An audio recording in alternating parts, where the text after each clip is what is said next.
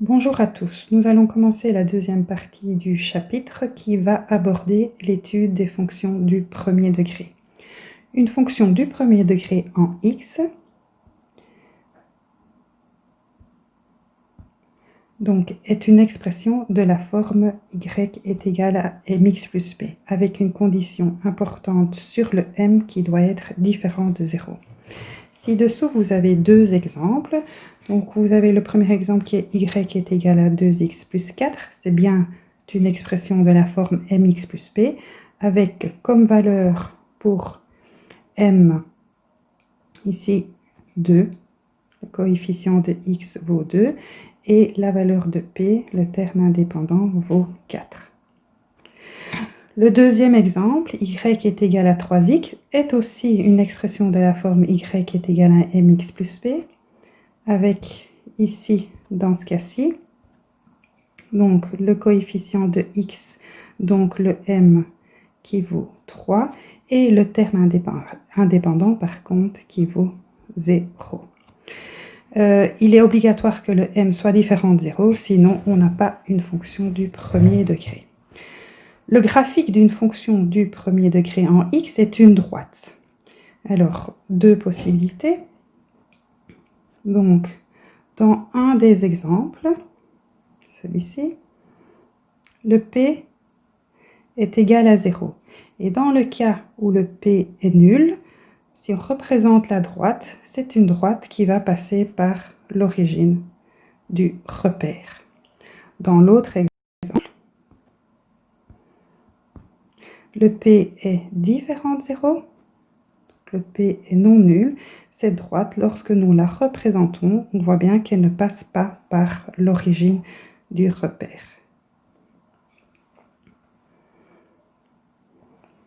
Alors, nous prenons la page suivante. Donc, pour construire le graphique d'une fonction du premier degré, on va rechercher les points d'intersection de la droite avec les axes du repère. Alors, comment va-t-on procéder? Revenons peut-être en arrière.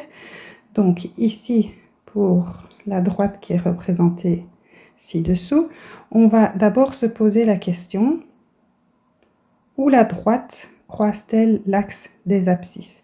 Et on voit qu'on tombe sur un point dont la coordonnée est particulière puisqu'on sait déjà que l'ordonnée vaut 0. Il faudra alors trouver la valeur de l'abscisse. Si on cherche l'intersection avec l'axe des ordonnées, on tombe sur un point dont la coordonnée est particulière puisqu'on sait que l'abscisse vaut 0. Il faudra rechercher la valeur de l'ordonnée. Donc c'est ce qu'on va faire à la page suivante dans les deux exemples. Donc vous avez ici les deux exemples, y est égal à x plus 3, et je vais chercher ces points d'intersection avec les deux axes. Donc première possibilité, posons-nous la question, lorsque x vaut 0, que vaut le y? Donc on va obtenir, on va calculer, y est égal à 0 plus 3, donc y est égal à 3. Et on obtient le premier point de la droite, un des points de la droite qui est de coordonnées 0, 3. On peut rechercher un deuxième point qui est le point quand l'ordonnée y vaut 0, que vaut l'abscisse? Dans ce cas-là, x plus 3 est égal à 0 et donc x vaut moins 3. On a ainsi un deuxième point de la droite de coordonnées moins 3, 0. En ayant deux points de la droite, c'est suffisant que pour tracer la droite, mais on peut, si on veut, pour plus de précision, chercher d'autres points de la droite et on peut, par exemple, se poser la question, lorsque x vaut 1, que vaut le y? On obtient alors y est égal à 1 plus 3, donc y vaut 4, l'ordonnée vaut 4, et on a ainsi un troisième point de la droite. Donc, il faut maintenant prendre votre latte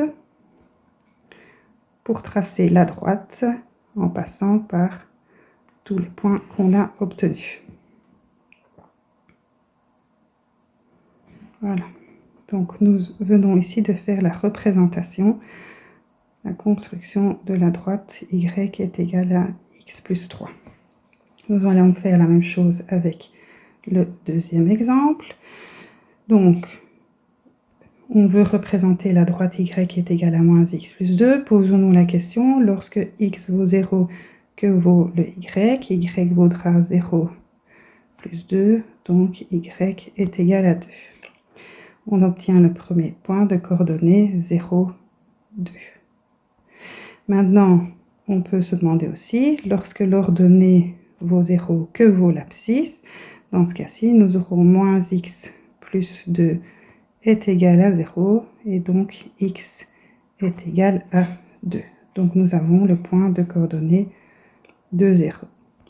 Ces points sont suffisants que pour pouvoir tracer la droite. Maintenant, pour plus de précision, on pourrait chercher la coordonnée d'un troisième point de la droite, voire d'un quatrième point. Et par exemple, posons-nous la question, lorsque x vaut moins 2, que vaut le y? On va calculer, y est égal à moins 2 plus 2. Donc, y est égal à 2 plus 2, donc y est égal à 4.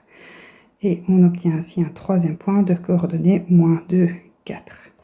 Avec ces trois points, nous prenons notre latte et on relie les points de la droite. Y est égal à moins x plus 2. Maintenant, de manière plus générale, ça c'était pour les exemples, revenons au niveau de l'encadré.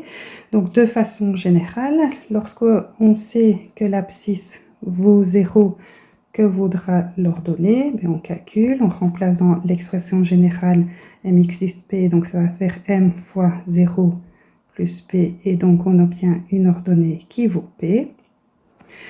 Ou si on sait que l'ordonnée vaut 0, que vaudra l'abscisse correspondante? Là, on calcule de façon générale, 0 est égal à mx plus p, donc mx est égal à 1 moins p, ou encore x est égal à moins p sur m. Ce sont les deux points d'intersection. Ce point-ci, c'est l'intersection entre la droite et l'axe des ordonnées, et ce point-ci, c'est l'intersection entre la droite et l'axe des abscisses. Alors, P, ça c'est une question de vocabulaire, P est appelé l'ordonnée à l'origine, et moins P sur M est ce qu'on appelle la racine. Voilà.